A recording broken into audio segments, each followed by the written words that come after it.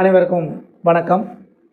தினதனி தொலைக்காட்சி வாயிலாக நெல்லை சினி சிற்பன் சார்பாக உங்கள் ஆரோக்கியம் உங்கள் கைகளில் என்ற யோக நிகழ்ச்சி தொடர்ந்து நடைபெற்று கொண்டிருக்கிறது.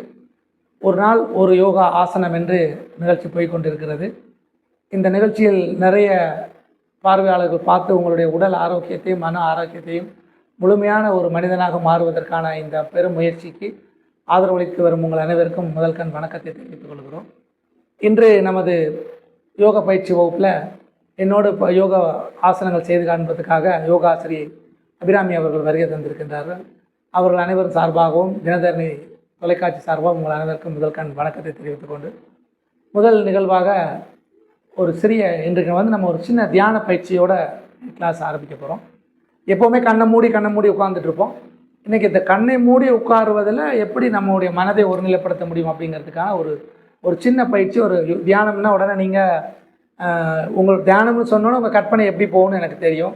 அப்படியே ராமகிருஷ்ண பரமஹம்சர், விவேகானந்தர், பகவான் ரமண மகரிஷி அப்படி அப்படி அப்படி போயிட்டு இதெல்லாம் நமக்கு வருமா அப்படின்னு ஒரு எண்ணோட்டம் உடனே வந்துடும்.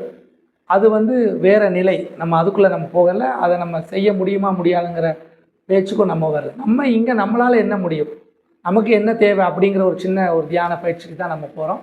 கண்களை மூடி நம்ம இந்த மாதிரி இருக்கிறோம்.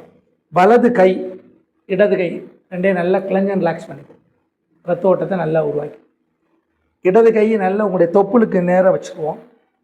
வலது கையை அது மேலே வச்சுக்குவோம். இந்த ரெண்டு கட்டை விரலும் ஒன்றை ஒன்று தொடுற மாதிரி வச்சுக்குவோம். இது ஒரு தியானத்துக்கான ஒரு அடிப்படை முத்திரை. அடுத்த பயிற்சி வகுப்பில் நம்ம முத்திரை பார்க்க இருக்கிறோம். முத்திரைகள் எப்படியெல்லாம் செயல்படும் அப்படிங்கிறது. சரியா? கண்ணை மூடணும். முதல்ல கண்ணை மூடினீங்கன்னா உங்களுக்கு பயிற்சியை பற்றிய இது இருக்காது. அதனால் கையை நல்லா இந்த மாதிரி வச்சு கண்களை மூடாமலும் இருக்கலாம், மூடியும் இருக்கலாம். முதல்ல இந்த நிலையில் இருந்து ஒரு 5லிருந்து 6, 7 முறை சுவாசம் செய்வதற்கு முயற்சி பண்ணிப்பாங்க. கை இப்படி இருக்கணும். நல்ல மூச்சு எடுத்து நல்ல மூச்சு விடணும். இந்த மூச்சு எடுக்கும்போது வயிறு நல்லா பெருசாகணும். மூச்சை விடும்போது வயிறு நல்லா உள்ளே போகணும். பொதுவாக எல்லாரையும் கொஞ்சம் மூச்சு எடுக்கணும்னு சொன்னால் எப்படி எடுப்போம்னா, உடம்புக்கும் மூச்சுக்கும் சம்மந்தம் இல்லை. இந்த மூச்சு அது ரொம்ப உடல்நிலை சரியில்லாத யாராவது பண்ணக்கூடாது. இப்போ நல்லா வயிறு விரியணும், வயிறு உள்ளே போகணும். அப்படி ஒரு 6 முறை. 1 2 3 4 5 6. இப்போ கண்ணை மூடி என்ன மாதிரி தியானம் அப்படிங்கிறத விட தியானத்துக்கு போகிறதுக்கு உண்டான வழிகளை மட்டும் நான் சொல்கிறேன். கண்கள் மூடி இருக்கிறோம். குறைஞ்சபட்சம் 25லிருந்து பின்னோக்கி எண்ணிட்டு வரணும். அதாவது 25, 24, 23, 22, 21, 20, 19, 18, 17, 16 அப்படின்னு கீழ் நோக்கி எண்ணிட்டு வரணும். கீழே இருந்து மேலே போகிறது வேகமாக போயிடும். 1 2 3 4 5 6 போகும். பின்னாடின்னு சொல்லிட்டு வரும்போது நமக்கு கொஞ்சம் டைமிங் கொஞ்சம் குறையும். ரெண்டாவது, சொல்கிறதுக்கு நமக்கு பழக்கப்படுத்தாதனால நம்ம ரொம்ப கவனித்து உடல் மனம் புத்தி எல்லாம் அந்த எண்ணத்துக்குள்ளே இருக்கிறதுனால கொஞ்சம் நம்ம ஒரு மிதமான ஒரு தியான நிலைக்கு நம்ம போவோம்.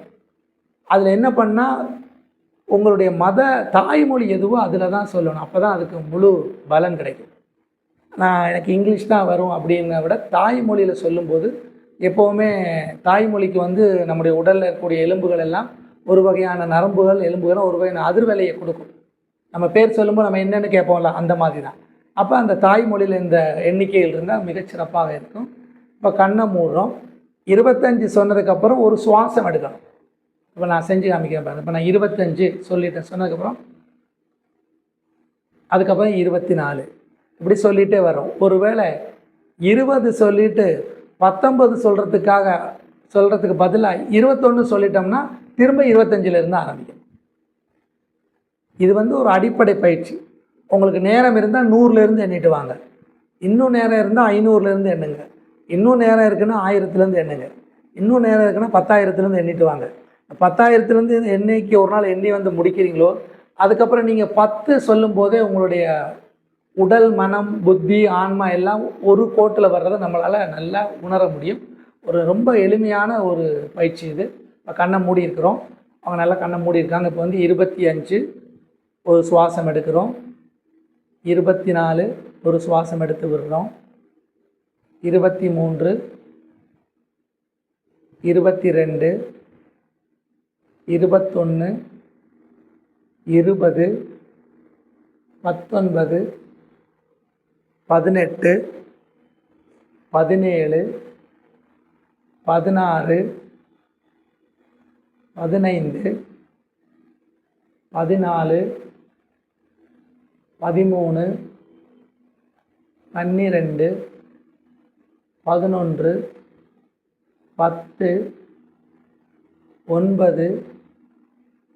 8, 7, 6, 5, 4, 3, 2, 1, 0. அது சொல்லணும், 0 சொல்லணுங்கிறது ஒரு விதி வச்சுருக்குறோம். இப்போ மெதுவாக சுவாசம் எடுத்து விடணும்.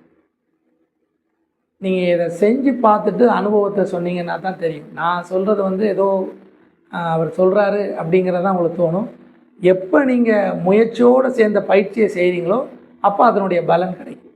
இப்போ கைகளை நல்லா ரப் பண்ணிவிட்டு ஃபேஸில் வைக்கணும். இது வந்து ஒரு சின்னதாக சிம்பிள்.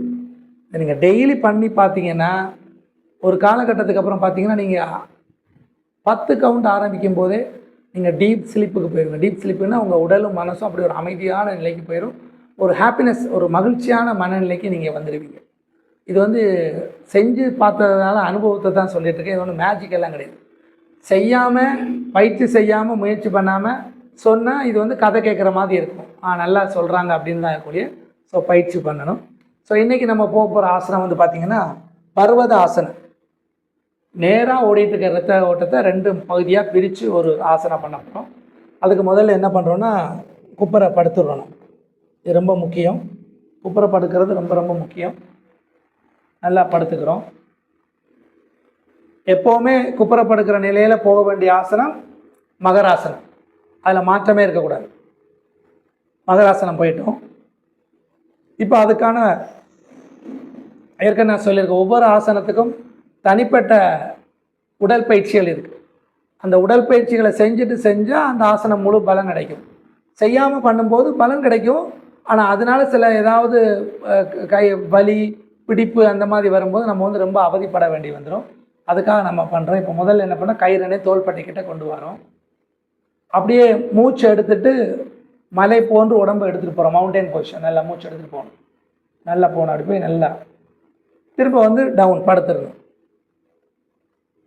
நல்லா முன்னாடி வந்து திரும்ப அதே மாதிரி நல்லா மூச்சு எடுத்து நல்லா மேலே போகணும். மூச்சை விட்டு நல்லா கீழே வந்து திரும்ப நல்லா மூச்சு எடுத்துகிட்டு மேலே போகணும். திரும்ப நல்லா மூச்சை விட்டு கீழே வரணும். இப்போ வந்து மகராசனத்துக்கு போயிடணும். கொஞ்சம் முன்னாடி தள்ளுவாங்க. ரொம்ப முக்கியம் மகராசனத்தில் இந்த கால். இந்த கால் தான் ரொம்ப ரொம்ப ரொம்ப முக்கியம். அப்படி போடலைன்னா ஓய்வு கிடைக்காது. நல்ல ஓய்வு, உண்மையிலேயே முழுமையான ஒரு ஓய்வை அனுபவிக்கணும்னு நினச்சிங்கன்னா நீங்கள் இந்த மாதிரி படுத்து பார்த்தீங்கன்னா தெரியும். ஒரு ஓய்வுங்கிறது அப்படி ஒரு மகிழ்ச்சியான ஒரு ஓய்வு வேணும். அப்படின்னா ஆரோக்கியமான ஓய்வு வேணும்னா இந்த நிலைக்கு நீங்கள் போகணும். இப்போ நம்ம ஆசனாக்கு போகிறோம். பர்வத ஆசனம். பர்வதம்னா மலை போன்று உடலை வைத்துக்கொள்வது, அவ்வளோதான். வேலை ஒன்றும் இல்லை. உடல் போன்று உடலை வளைச்சி வச்சுக்கிறது தான் பர்வதாசனம். அப்படியே மெதுவாக மூச்சு எடுத்துகிட்டு மேலே போங்க. மூச்சு எடுத்துகிட்டு தான் போகணும். இந்த நிலை தான். இந்த தோள்பட்டை நல்லா உள்ளே போகணும். இந்த தோள்பட்டை எவ்வளோ கொண்டு போய் இது வந்து ரொம்ப ஸ்ட்ரெயின் பண்ணி செஞ்சு காமிச்சோன்னா உங்களுக்கு என்ன ஆகும்னா நீங்கள் ரொம்ப கஷ்டப்பட்டு செய்வீங்க. அதனால் சிம்பிளாக பண்ணுறோம். இந்த இவ்வளோ தான். நல்லா மூச்சு எடுத்து நல்லா மூச்சை விடணும். நல்லா மூச்சு எடுத்து நல்லா மூச்சு விடணும். நல்லா இப்போ மெதுவாக மூச்சை விட்டுக்கிட்டே வந்து மகராசனத்துக்கு வந்துடும். இப்படி இந்த ஆசனாவை ஒரு 10 எண்ணிக்கையாக 3 முறை செய்யுங்க. அப்படியே தொடர்ந்து அந்த பயிற்சியை அதிகப்படுத்திக்கிட்டே வந்தீங்கன்னா ஒரு காலகட்டத்தில் 60 எண்ணிக்கையில் நீங்கள் அங்கே நிறுத்தணும். எதுக்காக சொல்கிறேன்னா, இந்த ஆசனம் செஞ்சதுக்கப்புறம் இதை சார்ந்த இன்னொரு ஆசனம் செய்ய வேண்டி வரும். அந்த நேரத்தில் இந்த ஆசனம் தான் நமக்கு அந்த ஆசனம் செய்வதற்கு உண்டான முழு பலனை கொடுக்கும். ஏன்னா அதனால் நம்மளால் பேலன்ஸ் பண்ணி நிற்கவே முடியாது. அந்த நேரத்தில் இதை நல்லா பயிற்சி பண்ணால் மட்டும்தான் நிற்க முடியும். எழுந்திரிச்சிடலாம். ஸோ இன்றைக்கி வந்து இது ஒரு எளிய முறையில் இதை சொல்லியிருக்கிறோம். இதோட அடுத்த நிலை 2 வந்து நம்ம நாளைய வகுப்பில் நம்ம பார்க்க போகிறோம். இன்றைக்கி வந்து நம்ம அற்புதமாக வந்து ஒரு பர்வதாசனம், இதோட பலன்கள் என்ன அப்படிங்கிறதுலாம் அடுத்த பயிற்சி வகுப்பில் நம்ம வந்து அந்த ஆசனத்தை செஞ்சுட்டு அதோடு சேர்ந்து அதோடைய பலன்களை நம்ம தெரிஞ்சு கொள்வோம். இன்றைக்கு இந்த நிகழ்ச்சியை வந்து சிறப்பாக என்னோடு யோகா ஆசனம் செய்த ஆசிரியர்களுக்கும் இங்கே பார்த்து கொண்டு இருக்கக்கூடிய பொதுமக்கள் அனைவருக்கும் யோகா பயிற்சியை சிரத்தையோடு செய்து கொண்டிருக்கிற யோகா அபியாசர்களுக்கும் தினதரணி தொலைக்காட்சி சார்பாகவும் நெல்லை சினி சிற்பன் சார்பாகவும் நன்றிகளை கூறி உங்களிடமிருந்து விடைபெறுவது உங்கள் அன்பு ஜெகன்மோகன். நன்றி, வணக்கம்.